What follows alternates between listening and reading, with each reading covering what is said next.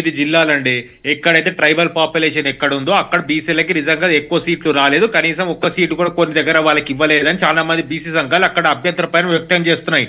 మేము ఒకటే చెప్తాం, మీది రాజకీయ రంగు పులిపే టైం కాదు. మనకి ప్రెసిడెన్షియల్ ఆర్డర్ ఉంది. ఎక్కడైతే ఎస్టీ ఏరియాలు ఉన్నాయో అక్కడ 100% ఎస్టీలకు కేటాయించాలని చెప్పి, కాబట్టి అది technically already system generated process కాబట్టి ఆటోమేటిక్ గా అక్కడ రావడం జరిగింది. First point. రెండో పాయింట్, మీరు ఒకసారి ఆ 9 జిల్లాలు తీసేసి జనరల్ గా రావడం ఎస్టీ జిల్లాలు, ఎస్టీలు ఎక్కడికైతే ఇవ్వడం జరిగిందో అక్కడ తీసేసి మిగతా దగ్గర చూడండి. అక్కడ ఎస్టీలకి 10%, ఎస్సీలకి 13%, మన బీసీలకి 23%. అంటే గత 2019 కంటే ఎక్కువ మేము ఇచ్చినాము. అంటే మేమంటే స్టేట్ ఎలక్షన్ కమిషన్ మార్గదర్శకాలు ఇచ్చింది, డెడికేటెడ్ కమిషన్ ఇచ్చింది, దానికి అనుకూలంగా ఎలక్షన్ జరుగుతున్నాయి. ఇక మా పార్టీ మేము 42% ఇస్తామా, 60% ఇస్తామా, అది మా ఇంత అంతర్గత వ్యవహారము. దాని మీద కమెంట్ చేసే అధికారం ఇంకో పార్టీకి లేదు, వాళ్ళ శాంక్టిటీకి లేదు. ఇక రాష్ట్ర ప్రభుత్వం నడుపుతున్న మా ముఖ్యమంత్రి గారు కూడా పదే చెప్పడం జరుగుతుంది. 42% రిజర్వేషన్ల గురించి నేను పోరాడుతున్నాను. ఇవాళ అన్నారు, జంతర్ మంతర్ దగ్గర అన్నారు, మొదట బిల్లు పాస్ చేసిన అసెంబ్లీలో. మీరు దీనికి సపోర్ట్ ఇవ్వాలా, మాతో కలిసి రావాలి. లేకపోతే 2800 కోట్ల నిధులు మునిగిపోతాయి.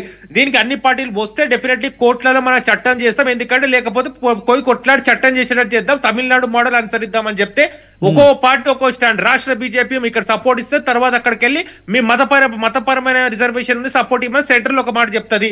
రాష్ట్రంలో ఇంకొక పార్టీ ఉంది, అసెంబ్లీలో బిల్లు పెట్టిన సపోర్ట్ ఇవ్వమంటే కనీసం వాకౌట్ చేస్తారు. మళ్ళీ వెళ్ళేసి అక్కడ కాంగ్రెస్ పార్టీ మన నిజంగా పోరాటం చేస్తా అని చెప్తారు.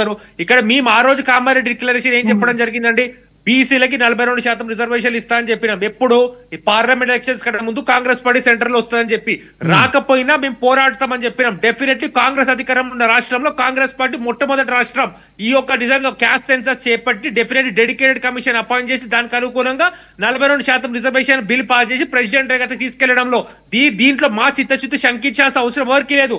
ఎవరు అవునారో కాదో జంతర్ మంతర్ దగ్గర ఒక అధికార లాంఛనంతో అధికార ముఖ్యమంత్రి వాళ్ళ మా కౌన్సిల్ ఆఫ్ మినిస్టర్ తీసుకెళ్లి కూర్చున్నారు. ఎవరు అవునా కాదు, కోర్టులో పదే ఆఖరికి మన నోటిఫికేషన్ విడుదలైనా ఎందుకు ఎన్నికలు నిర్వహించట్లేదని కోర్టులు చెప్పినా ఇవాళ కూడా సరే సర్పంచ్ ఎలక్షన్ నిజంగా నిర్వహిస్తూ మళ్ళీ నిర్వహిస్తూ దాని తర్వాత ఎంపీటీసీ జెడ్పీటీసీ ఆపడం జరుగుతుంది కూడా ఓన్లీ బికాస్ ఆఫ్ దిస్. అది కాబట్టి ఎవరు ఉన్నారో కాదని ఇప్పటి కూడా మించిపోయింది లేదు. కోర్టులో గానీ సెంటర్ లో గానీ కలిసి పోరాడదాము, చేద్దాము. మా ఒక్కటే అండి, ఇవాళ ఏంటిదంటే చాలా మంది బీసీ సంఘాలు మమ్మల్ని విమర్శించడం కాదు, ఏమైనా వాళ్ళకి అవసరం ఉంటే వాళ్ళ చాదన అవుతే దీనికి నిజంగా శ్రీనివాసరావు గారు కొంచెం మీరు మ్యూట్ లో పెట్టుకోండి సార్, లైవ్ డిబేట్ ఇది. సో